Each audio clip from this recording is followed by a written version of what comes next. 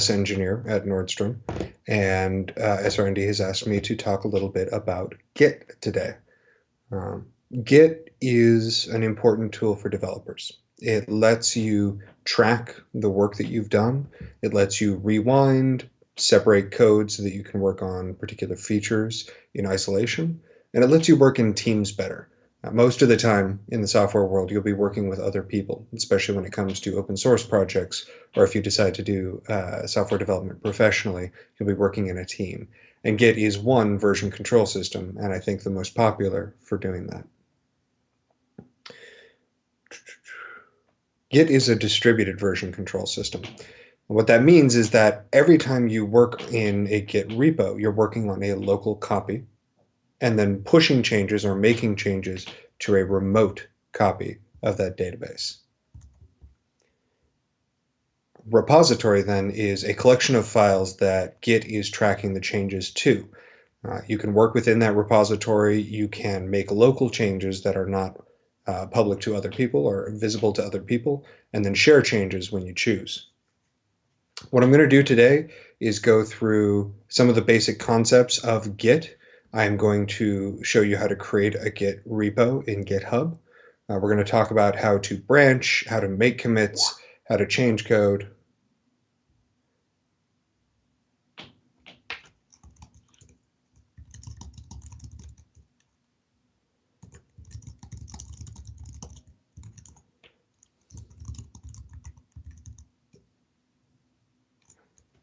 Sorry, a little bit confusion about recording the video session.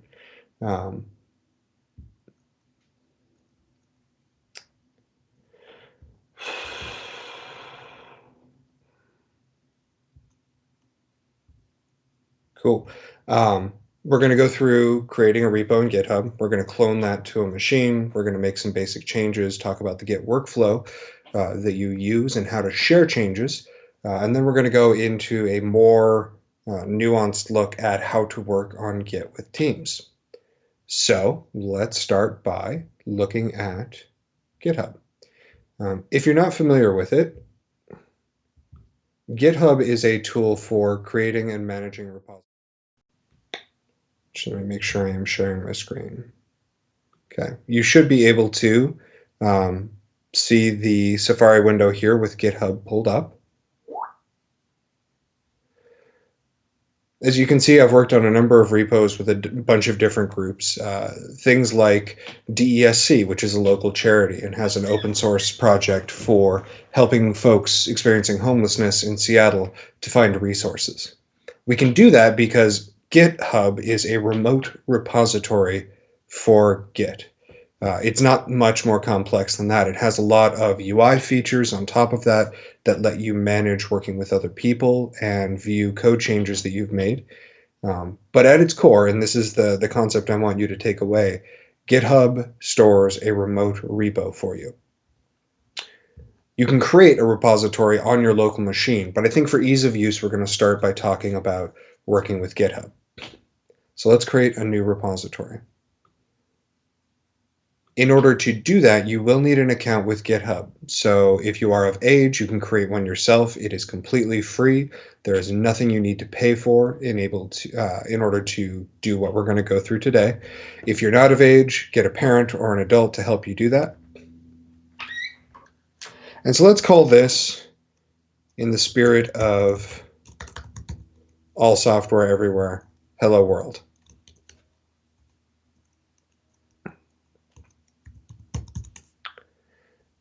Because we are creating it on GitHub and then we're going to use it on our local machine, we can initialize it with a README file. If you're not familiar with a README file, it is a short document that describes the code that you're working with. A well-built README file for a project that you're working on is an industry standard. So if you haven't seen one before, go check out other Git repositories, look at code online. Reading code is also great practice for when you are creating something yourself. There's nothing new under the sun. Somebody has almost certainly done something similar to what you're doing, and reading someone else's code is absolutely the best way to learn. We'll create the repository, and now we have a Git repo. It is initialized, it's ready to go. From there, you need to get it on your local machine. And in order to accomplish that, we're going to clone that repository. This clone or download button gives you a link. There's a nuance to using HTTPS, secure web, or SSH, which is a different secured protocol. I'm not going to cover that here because that is covered extensively online. What you need to understand about that is it's the difference between using a username and password or using a cryptographic key. If you're not sure which one to use, or if you're not sure what either of those are, go look it up online. GitHub has extensive documentation on how to do that. Because I've already set it up, I'm going to use SSH. So I copy that link and I go to my terminal. Using Git from the command line is important. It's important for two reasons. One, it helps you understand what exactly is happening when you use Git. And it's also important to know about the command line and to use it. If you're not already familiar with it, any Linux-based system, including Mac OS, has an easy-to-access terminal.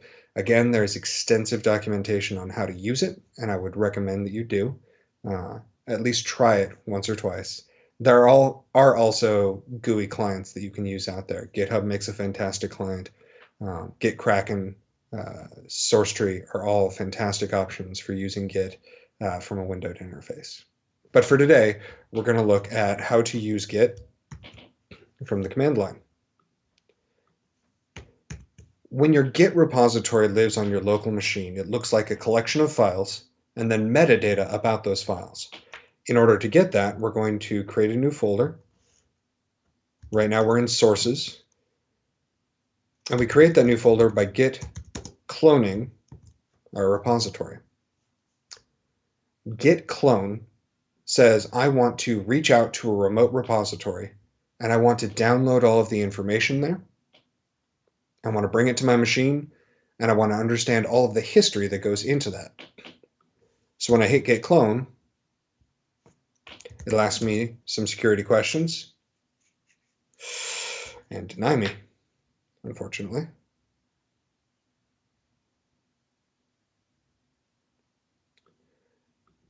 Give me one moment.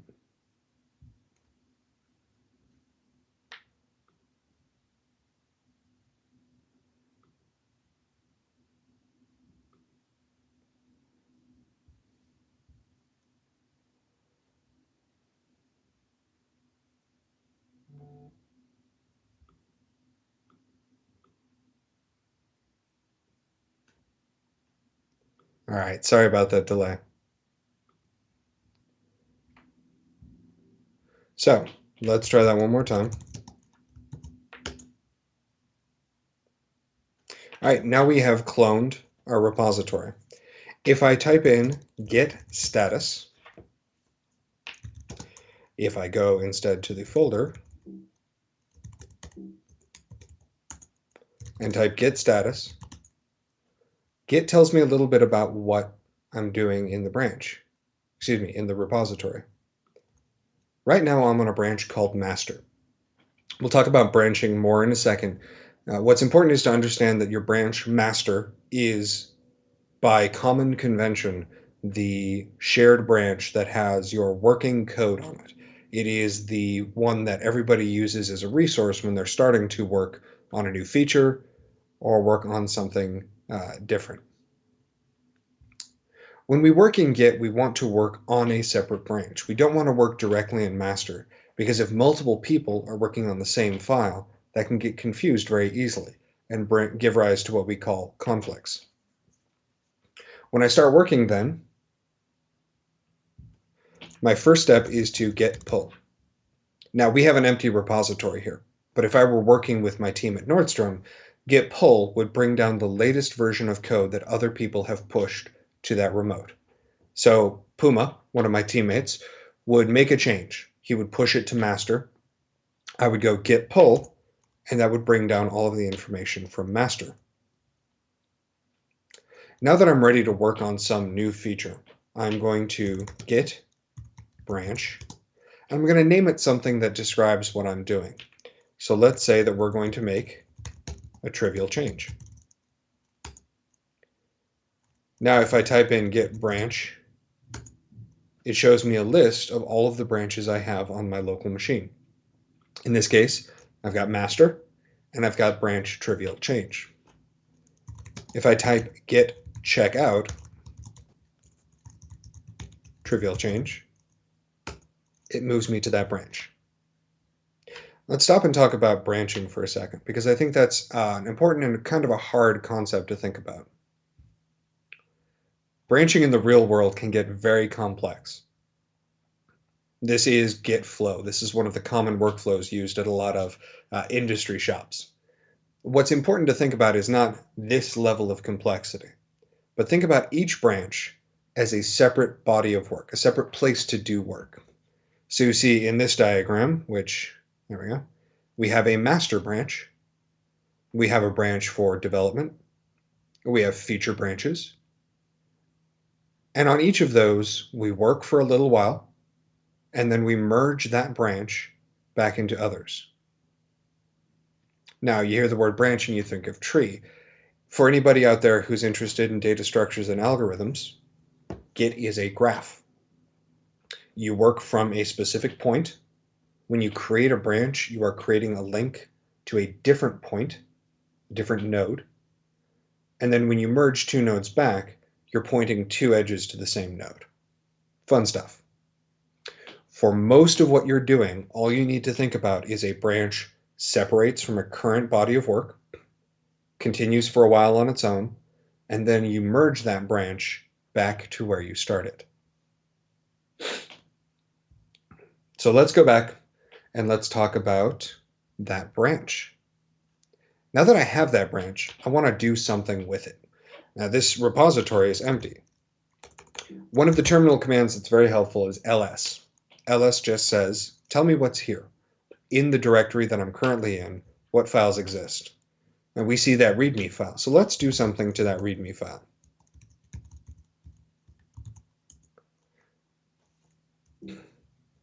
All that's in this file is one line. Hello world srnd, the name of the repo. So let's add something else. Let's say, today, we're talking about Git. If I save those changes, and I type git status, remember git status is how I know what's up with my repository, what's currently going on. It tells me that README has been modified. It also says changes not staged for commit. Remember that graph a second ago? Each of these little circles represents what's called a commit, and this is the core of using Git. When I do some work, I want to say git add, and I can either specify the individual file, or I can use a period. And that dot notation says, gather up all of the changes I've made. If we type git status again, sure enough, changes that will be committed are listed, and README is one of them. And when I say git commit, what I'm saying is, I want to take these changes and I want to create a point in history that represents just those changes.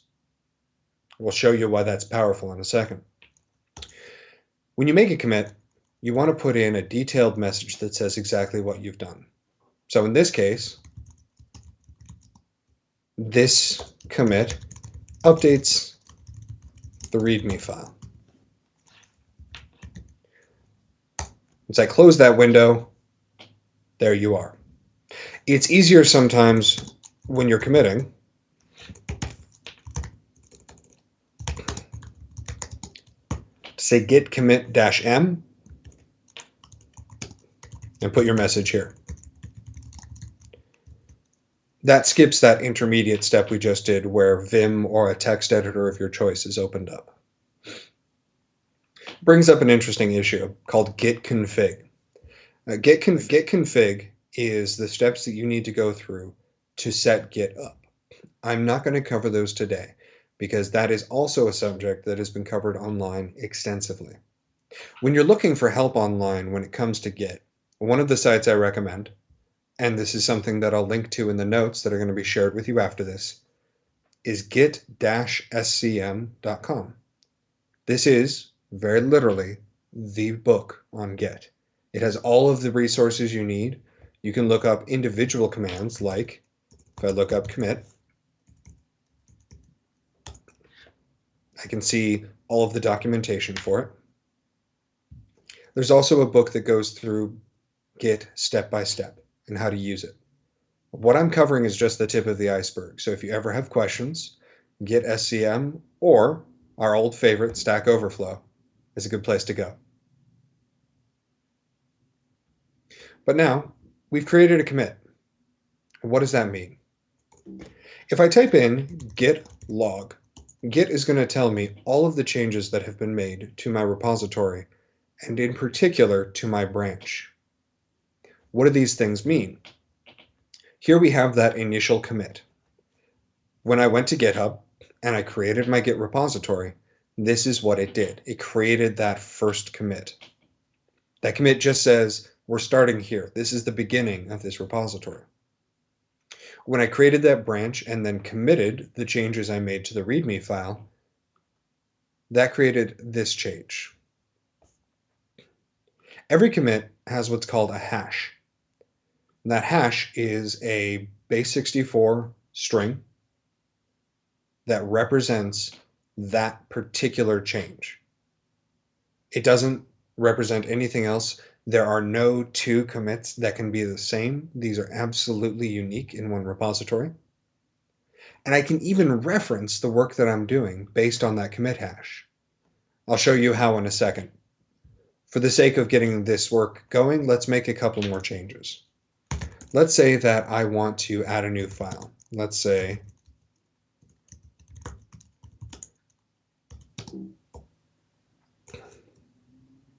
that I am working in Ruby and that I want to add a line that just prints to the terminal, hello world. Again, in the spirit of all software everywhere. We save that. Now if I type ls again, sure enough, I have a new file. If I type git status, it tells me that I'm on my branch and I have a new file that is untracked. That means that Git doesn't necessarily record the history of this file. I want it to, so I'm going to say git add. And now when I type in status again, sure enough, it's in the changes to be committed list. When I say git commit, we added a simple Ruby file. If I go back to git log, well, sure enough, there are 3 commits now. We have one, the most recent one, that says I created a simple Ruby file. We have one that says I updated the README file, and we still have that initial commit. Let's say that I broke something by adding that Ruby file. Kind of hard to do with just a print statement, but I want to rewind. I want to go back one step and make changes or branch off from that point. This commit hash lets me check out that specific change, rewinding my place in history to that point. So if I say git checkout, I am now looking at that change history, and if I say ls again, that file is gone. It's not gone permanently, and this is important. It's just rewound your whole repository to a point where that didn't exist. When you check out a specific commit, you're in what's called a detached head state, which is a really fancy way of saying I've kind of rewound in history, but I'm not on a specific commit. I'm just looking at it. I'm sort of looking back into the past. If I say git checkout head, that takes me back to where I started. Back when we said git log, you can also see that there is this thing called head. Capital HEAD will always point you back to the most recent change to the branch you're on. So if you ever get lost, git checkout head will take you back to where you started.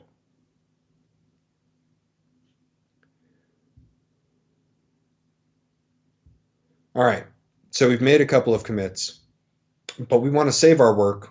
We want to go take a break and come back.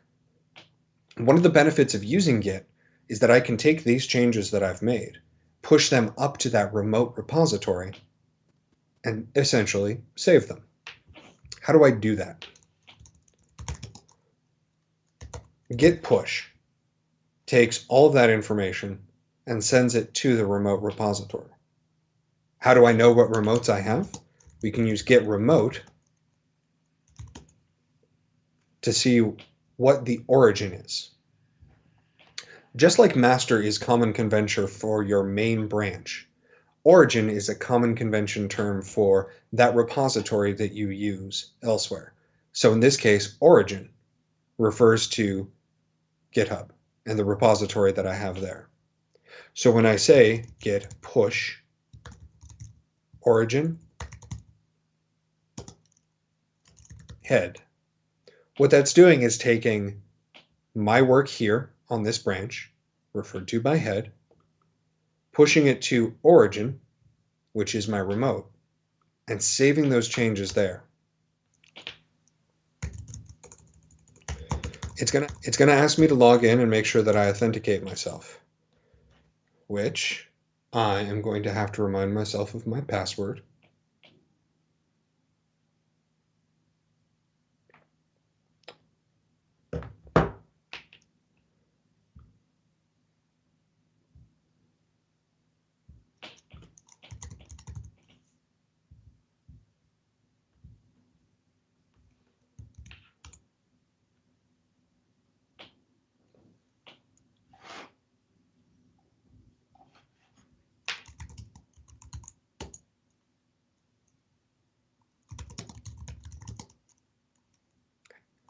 And see, we've gotten kind of lost here.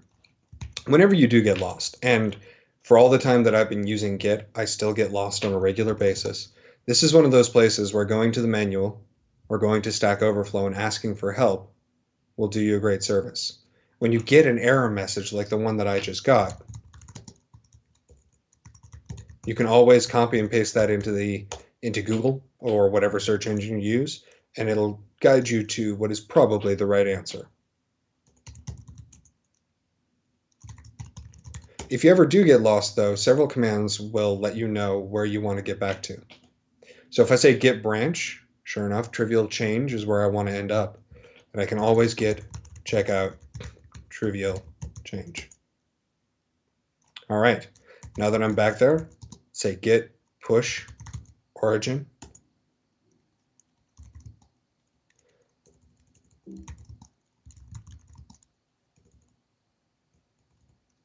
And that will send all of the changes that I've made up to Git.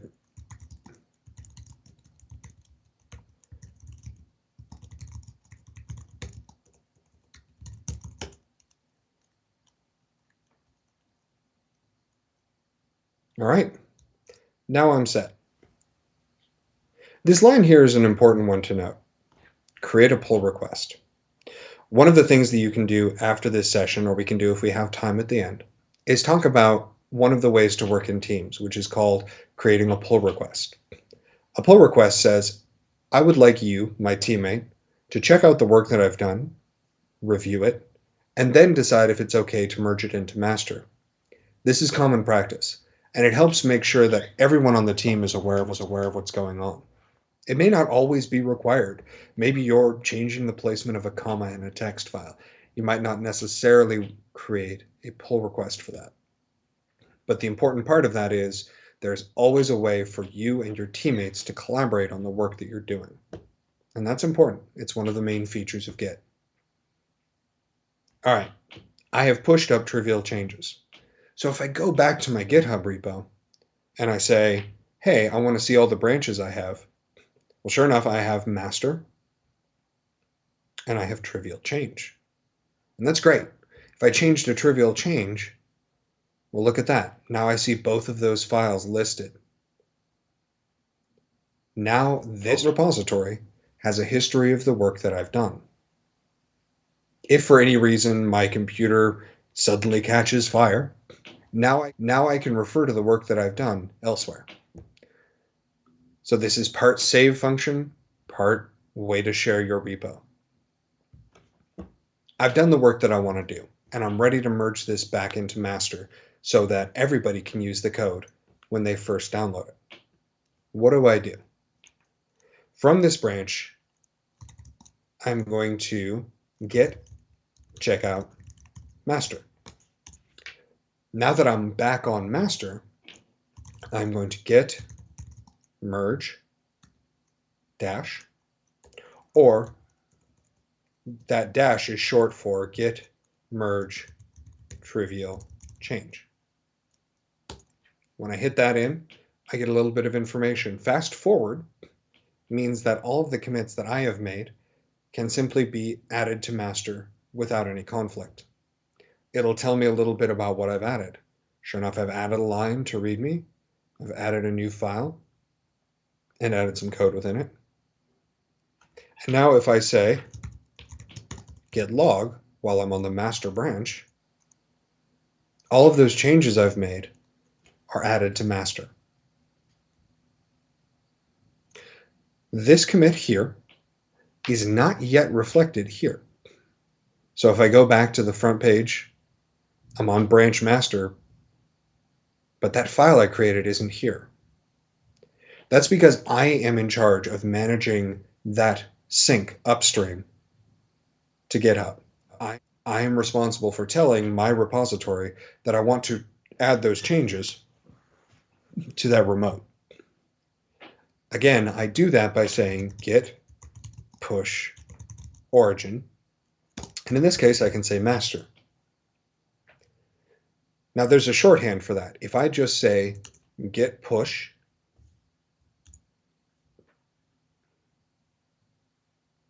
it's going to take the current branch that I'm on and push that information up to my repository. And now, if I go back to my home page, there it is. That file has been added. That is 85% of what you need to use Git. Those commands, what we talked about, status, pull, branch, checkout, add, commit, and push, will get you most of the way to using Git. Now I want to talk for a second about Git Flow, which is this terrifying monstrosity of a document. One of the things that we can do, because we have this ability to branch off of multiple things, is keep several separate branches so that we are keeping our code safe and avoiding breaking anything. By common convention, this master branch should only ever be working code. So let's say that I have an iOS app that I'm developing. Whenever I go to master, the code there, if I compile it and run it on a device, it should work. That's important because I never want to push a change to master that isn't tested and isn't reviewed. That way we ensure that whatever project we're doing is in a working state at all times. If I want to make a feature change, I can do that off of some intermediate branch called develop, for instance. If I make changes in a feature branch, push it back to development, and that breaks, that's fine, because master still works. So we create from master a development branch, we make changes on feature branches, we merge that back into develop, test our code, verify that it works, and then when we as a team agree on it, we can merge that back into master. Getting more detailed than that or more complex than that isn't probably necessary for the projects you're working on. Again, I will add this link to the notes that we post after the fact if you want to learn more. This is very useful both for your personal projects and open source projects that you may work on. And it's kind of a standard for use in the industry at large. So it's useful to know.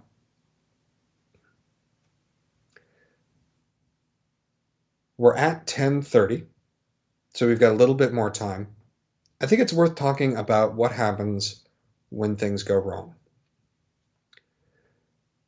One of the side effects of Git is that two people can be working on the same file at the same time and try to merge the work that they've done together, which might conflict. So let's try creating a conflict and resolving it. I'm on master branch on my repository. And I see in master branch I have two files, the README and the new file. Let's open up the README and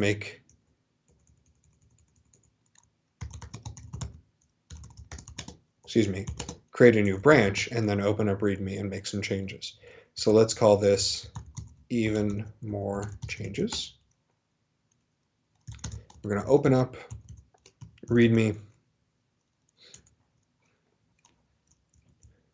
and we're going to say that in fact today we are talking about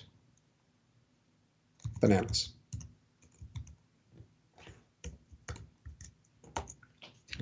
Now, if I were to merge this into my master branch right now, that would be fine, because I'm just changing something and overlaying that onto master. But what happens if my coworker, Abby, goes into our repository and makes a change? I would not normally recommend making changes in GitHub. It's not very efficient, but it'll get us where we need for today. Say Abby makes a change. Today we're talking about if they save that change and commit the change,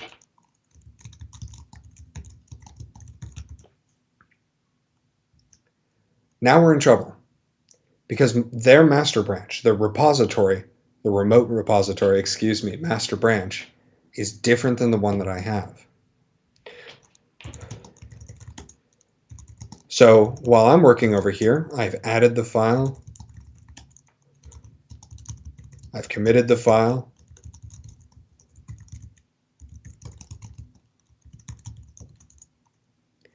and now my branch reflects that change. I go to checkout master, and in preparation for merging my work into master, I say git pull. Now remember that git pull pulls all of the changes on that remote repository down to my local repository. Oh, change. That's fine, I think to myself. No big deal. Now I have this version of master that has been changed. If I try to git merge even more changes, we have a conflict. We have that conflict because over here, Abby changed a word, and when I made my changes, I made a change to the same line in roughly the same place. Now, Git is very smart in a lot of ways, but it doesn't automatically know how to handle that. So what it does is create a marker in this file. These less than symbols, and the word head, which again, remember, represents the current front, the most recent commit of the branch that we're on. We're on master now. This set of equal signs, and then below it, the changes on what we're trying to merge in.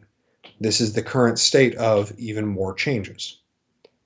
And so Git is telling me, I want to merge together these two lines, but I don't know how to handle that. We then are responsible for doing that.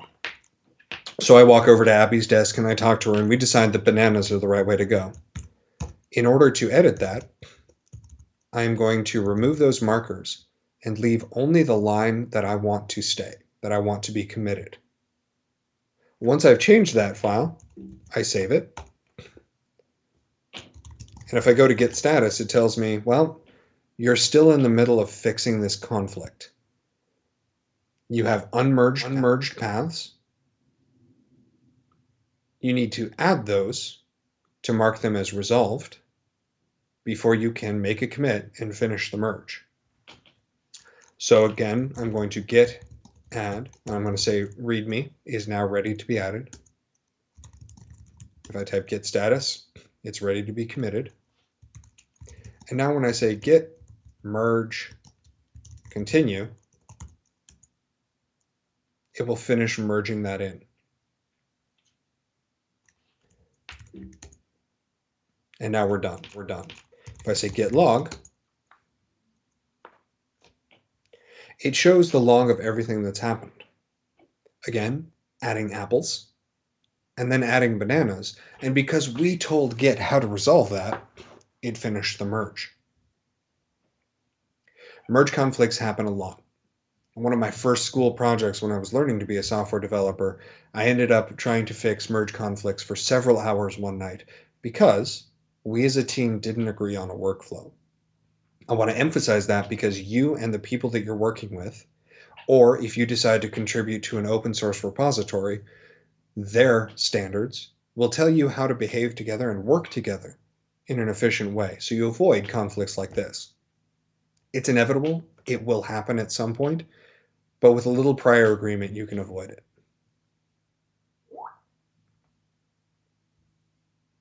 Rebasing. That is a fantastic question.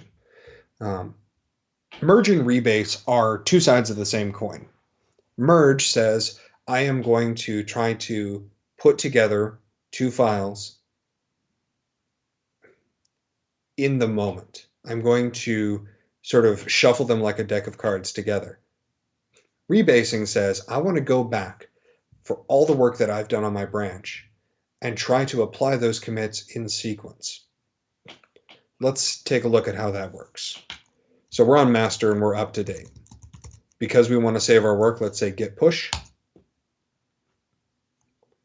And again, once I complete that, the work I've done is reflected in GitHub. We've got bananas. Fantastic. I'm going to git branch. And let's call this one Rebasing Example.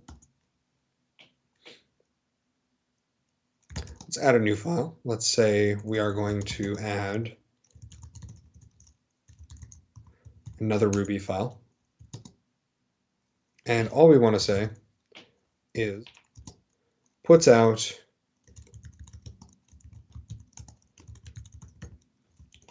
hello SRM decoders. I save that file. I add it. And I commit it.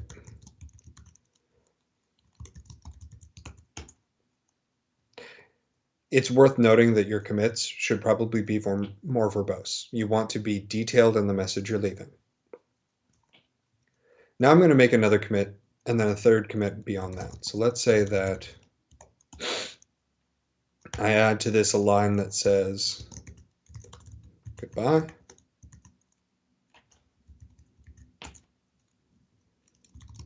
And we're going to add that. We're going to commit it again. And we'll make one more change because part of the use of rebase is adding several commits at one time on top of another branch. So let's say that we open our new file and we're going to add to this one goodbye as well.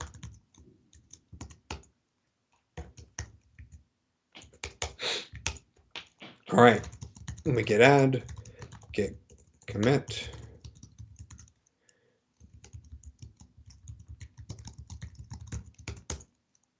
All right, let's take a look at our log.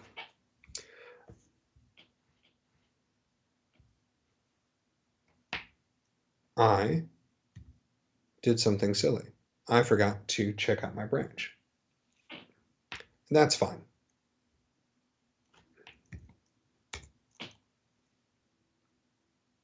So let's say, for the purpose of our example, now we git check out our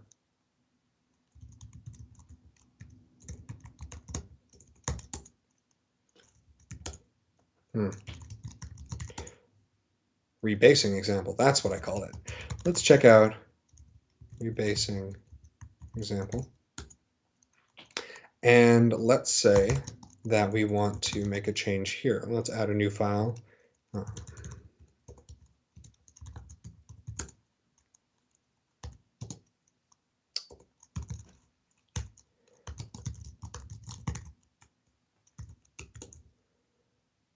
All right, now we're back on track.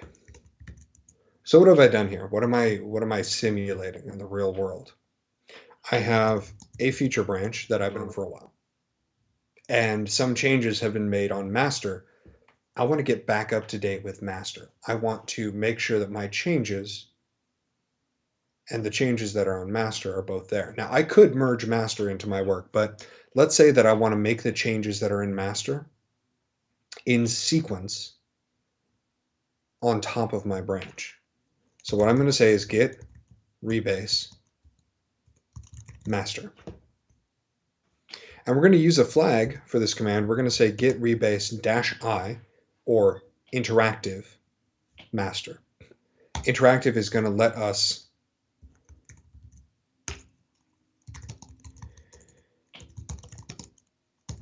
excuse me, I'm doing this backwards. Git rebase I rebasing examples. If you can tell, I don't use rebase a lot. Merge is one of the more common things to use, and that's fine. There really isn't an absolute statement about which one is better.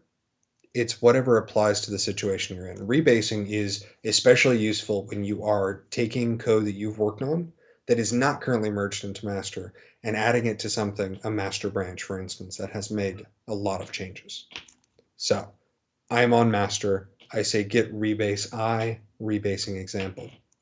I'm saying it that way because, and this is part of the thing I forget sometimes, what I want to do is take the branch that has the new changes and rebase it onto the branch that I want to be in sync with.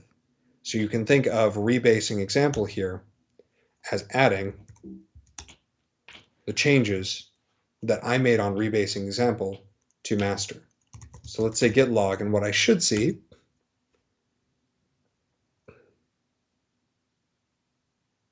is now master and rebasing example are up to date. Now, if I had multiple changes on rebasing example, and those changes wrote over other files that had been changed in master, that might get me in trouble. I might have conflicts to work out. I might have to choose which code to keep and which code to discard.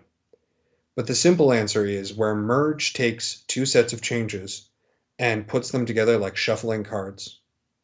Rebase takes changes from one branch and puts them at the head of the other branch and plays them back on top of that branch. I hope that's explaining it correctly, and maybe you can relay from chat whether or not that explained the matter.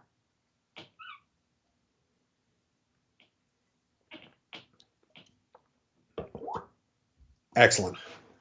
So let's use the last bit of time that we have. Excellent. Another question. How do I get out of the text editor when it does merge conflict? I'm not sure I understand the question. Do you mean how do you get out of a conflict when you have merged and find yourself with conflicts? Gotcha. Git by default in most systems uses a program called Vim for editing things like merge or commit messages. You can change that, but Vim in general, if I say I want to open up a new file,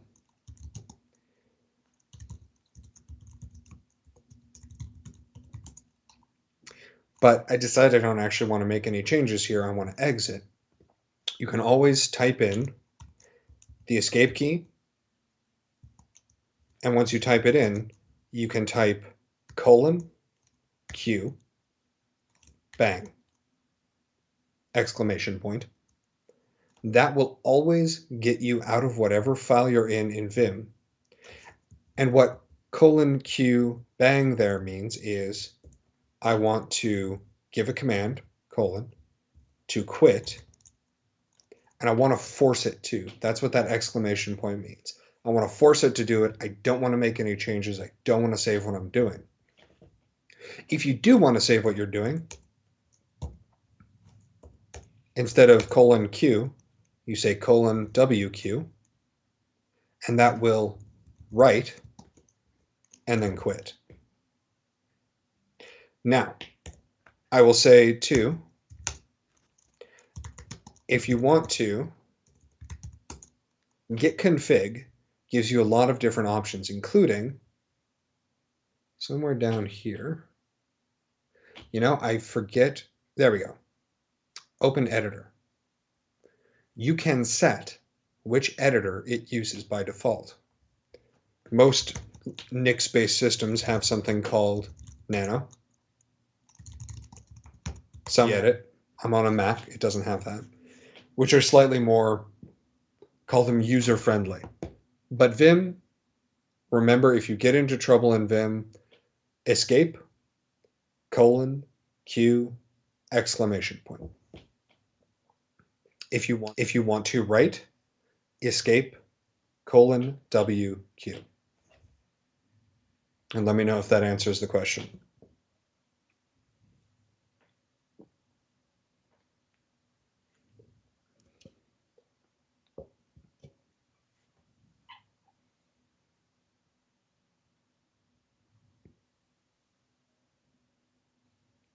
I will say on that subject, Vim is a fantastic text editor and has a significant learning curve.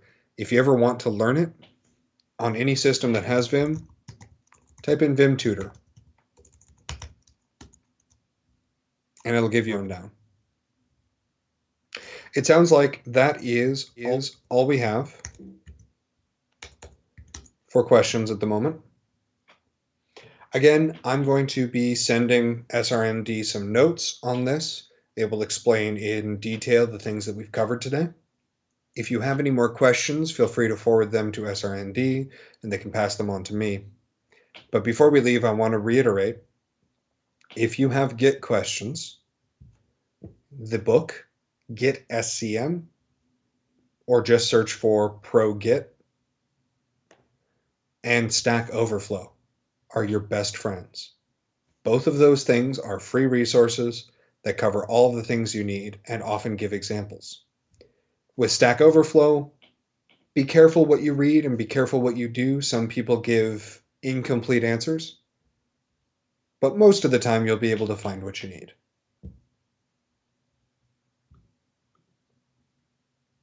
All right. So beyond that, I don't have anything more for today. Thank you for joining me. I appreciate your time and I appreciate you listening. And enjoy coding.